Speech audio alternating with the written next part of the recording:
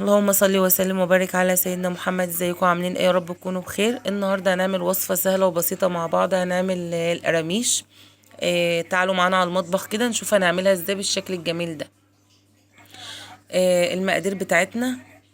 هيكون معايا كوبايتين دقيق زي ما احنا شايفين مع بعض كده، وهيكون معايا حبة البركة وسمسم، وهيكون معايا كيس خميرة ومعلقتين سكر وذرة ملح وربع كوباية زيت وتلات ارباع كوباية مية.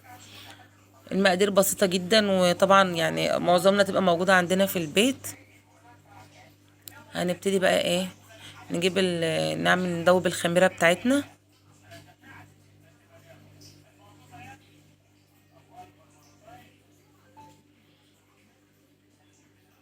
هندوب السكر الاول، نحطه كده في المية عشان الخميرة بتاعتنا تتفاعل معانا على طول زي ما احنا شايفين كده مع بعض.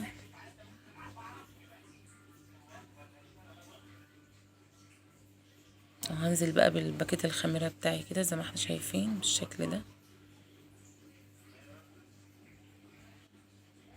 هي سهلة وبسيطة، وطبعا الشتاء بقى كل سنة وانتم طيبين يعتبر خلاص دخل بقى علينا، فالحاجات دي بتبقى بسيطة جدا، ويعني مش بتاخد وقت منك، بتتعمل بسرعة وبنفطر بيها، بتتعشي بيها.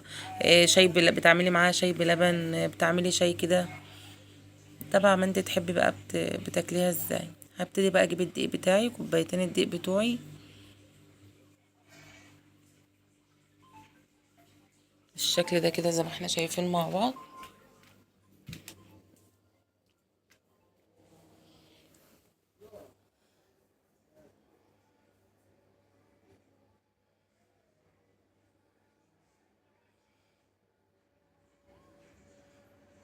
وهبتدي انزل بقى بالزيت بتاعي.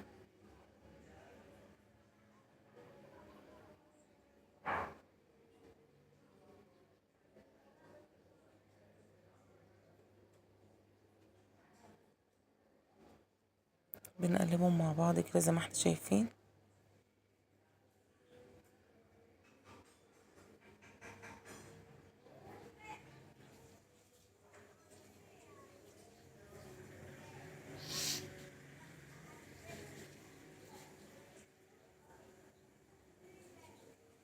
هنبتدي بقى نقلب بايدينا احسن.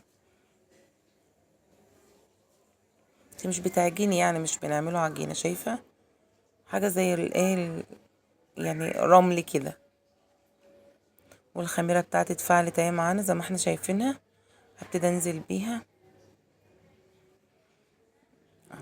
بنقلب كده كله ايه مع بعضه زي ما احنا شايفين. بعد كده بقت العجينة معايا بالشكل ده كده. هسيبها بقى تخمر شوية. هي مش يعني مش بتاخد وقت كبير معايا. وحطيت يعني ايه مية كده، شوية مية صغيرين خالص، بحيث ان انا اضيف ايه حبة البركة مع السمسم مع بعض زي ما احنا شايفين كده.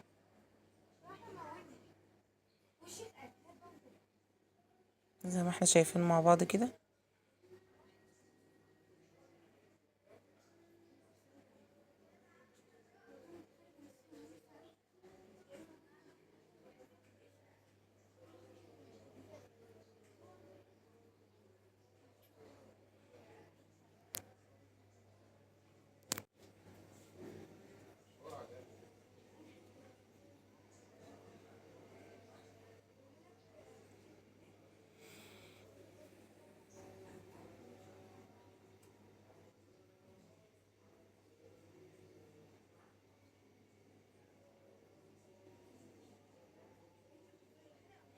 او هبتدي بقى ان انا اشكله كده.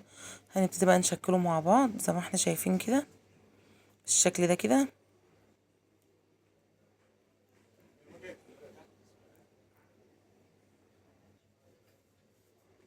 سهلة وبسيطة خالص.